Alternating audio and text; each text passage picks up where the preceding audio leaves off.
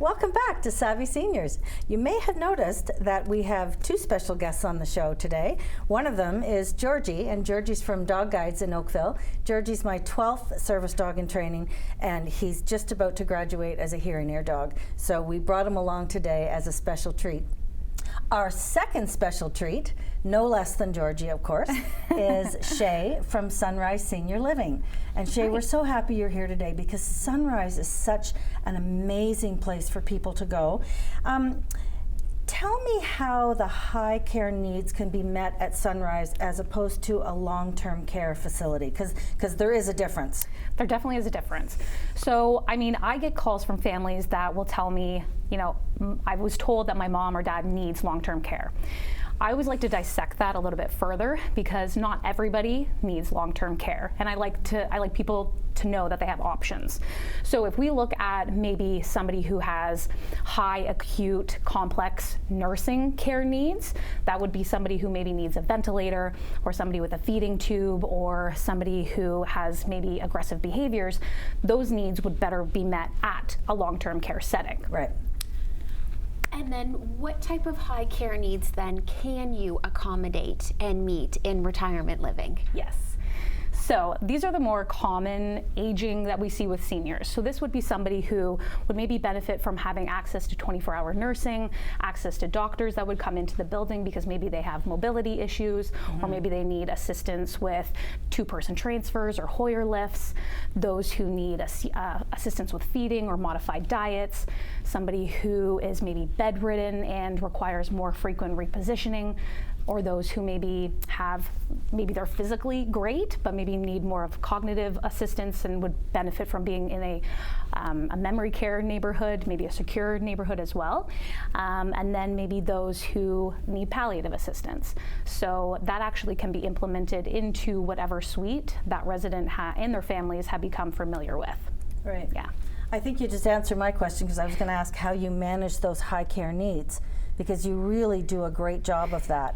You know, I've seen a variety of people that I've moved into Sunrise, both in Oakville and Burlington, and every need varies. And what impresses me the most is that you and your nursing staff can sit down with a client and the family, and even though the family might say, well, I think this, you can pull out other things the family might not notice, because when you're really close to the situation, you might not notice it. But your team is so highly skilled in that. Yeah, I would say some of the most important pieces that I think a retirement home has to have would be, first of all, consistency in providing care. So at Sunrise, we have something called designated care. So that means our residents have the same people working with them on a regular basis. So when you are working with a resident 5 days a week, 8 hours a day, you know, you can pinpoint when maybe there is a change in behavior, and then we can let our nursing team know to maybe, you know, check in on them that day. Also, I think it's really important to have some sort of electronic system or app that is, you know, making sure that all of this information is housed into one place that's easily accessible for the team members that are providing care. And we have a program called the Sunrise Care Connect that our care team actually brings around iPads with them and is able to access everything from a clinical aspect of things, from the nursing side, the care-related items, dining, and activities, all in one place at their fingertips. And the next piece I would recommend for that is super important is having communication with families.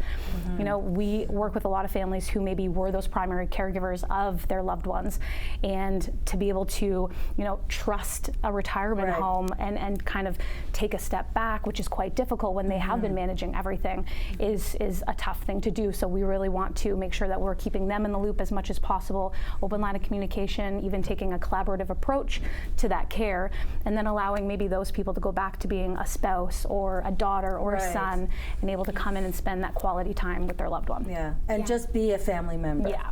For sure. And that's some of the best feedback too that I always get from Sunrise is the amount of communication that you have with the families. They always mention that they felt so informed and they knew exactly what the next steps and what was going on. Good.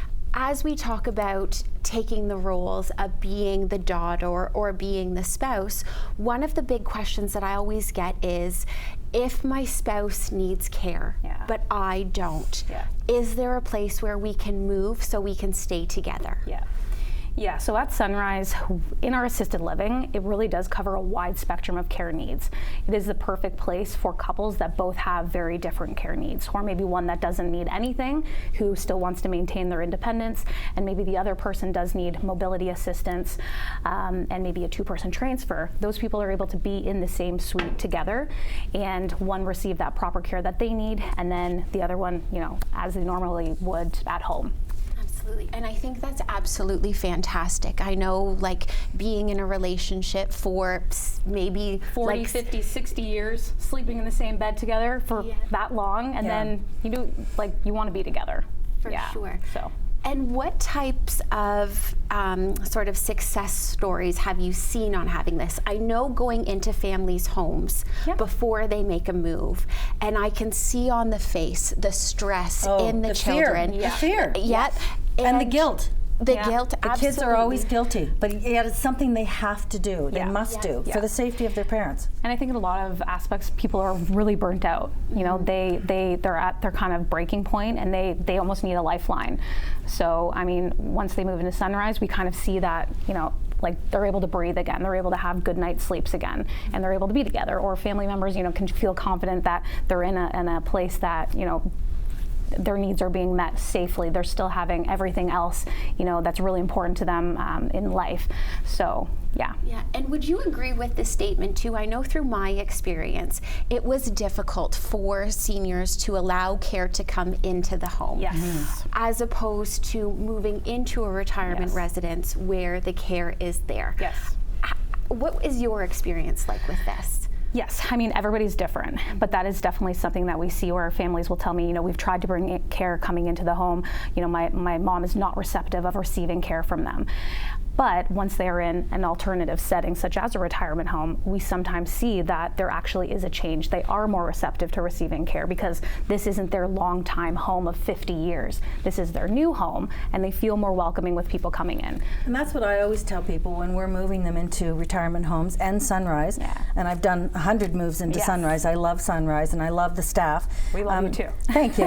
I always tell people that you deserve this. Yeah. You've earned this in your lifetime. Yeah. And so relish it. You never have to cook another meal again. Yes. I know I can't wait for my time. Thank you for joining us again.